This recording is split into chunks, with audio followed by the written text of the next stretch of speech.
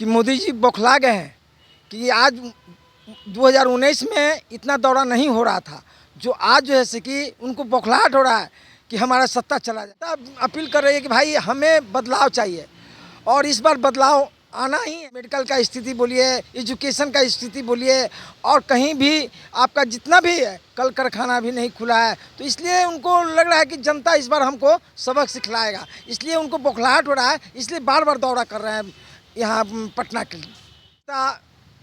का ये अभियान है कि ये परिवर्तन आएगा और परिवर्तन आ रहा है। हौसला से प्रधानमंत्री को बनाया गया था कि हमारे देश का उज्जवल भविष्य होगा, लेकिन आज पूरे हिंदुस्तान में अर्थव्यवस्था चरमरा रहा है और महंगाई का मार जबरदस्त, हर जगह जीएसटी, चलना पब्लिक के लिए मुश्किल हो गया है।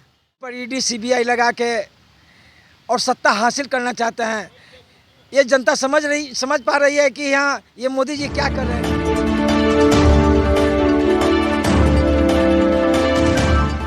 जी, पहले आप अपना परिचय बताइए।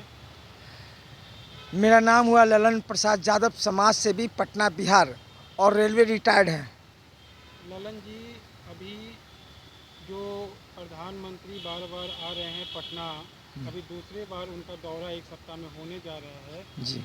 क्यों ऐसा बार बार प्रधानमंत्री को बार बार एक जगह आना, ये क्या दर्शाता है?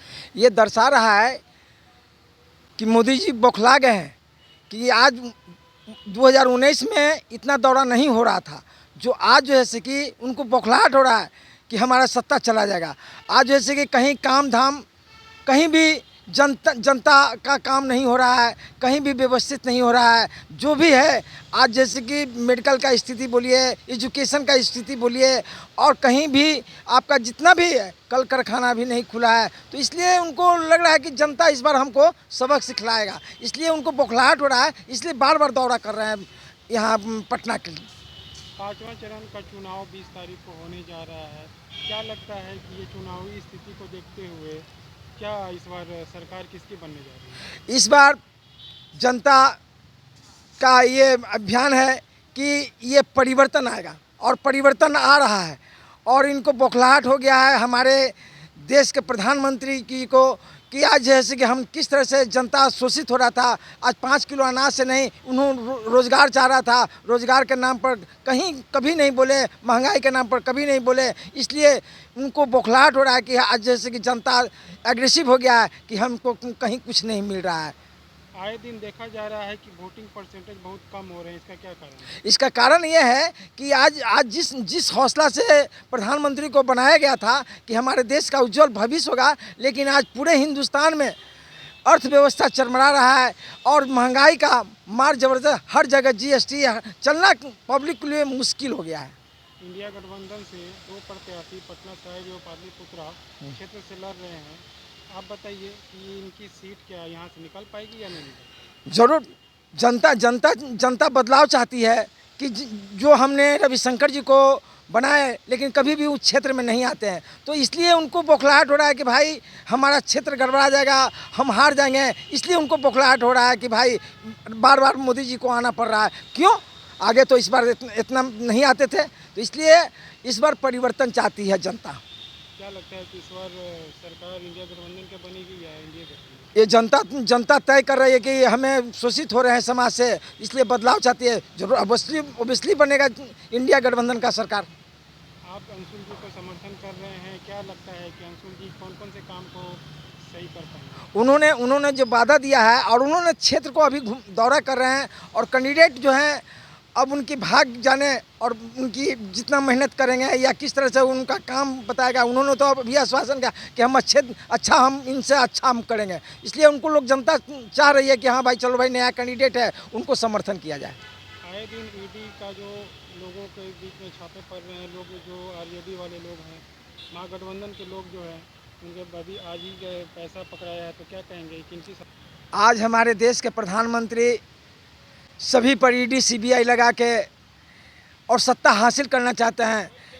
ये जनता समझ पा रही है कि यहाँ ये मोदी जी क्या कर रहे हैं।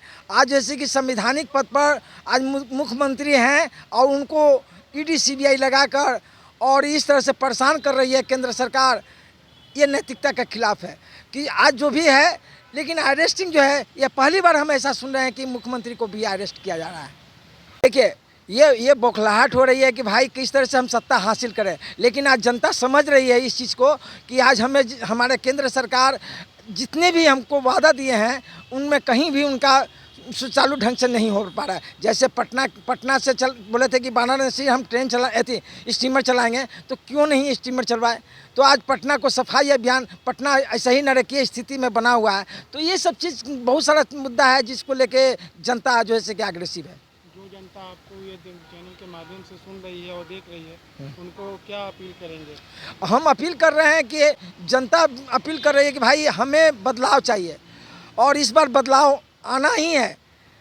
तो जनता का मूड है, जनता का सिंहासन पर बैठा सकता है, सिंहासन से हटा भी सकता है। तो ये जनता के पर डिपेंड है कि जनता अभी त्राही इमाम है कि हमें आज जैसे कि कहीं रोज़गार नहीं मिला, महंगाई चरम सीमा पर जा रहा है, इस पर कहीं निरंतर नहीं है।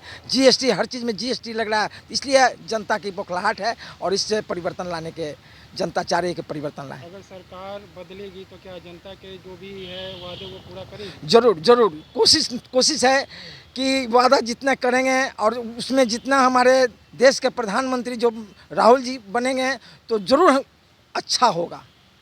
आज एक खबर आई है कि दिल्ली से कन्हैया कुमार को थप्पड़ मारा गया है, वो किसकी साजिश हो सकती है? ये साजिश जो है, आज ये साजिश करके माने सत्ता को हासिल करना ये नैतिकता के खिलाफ है। हर का फंडामेंटल राइट है, अधिकार है जीने का और लड़ने का, तो उनको आक्रमण किया गया है, वो गलत है। अपना परिचय दे। My name is Lalan Yadav, समाज सेवी, पटना बिहार, चकाचक पटना। अब की बार ललन यादव।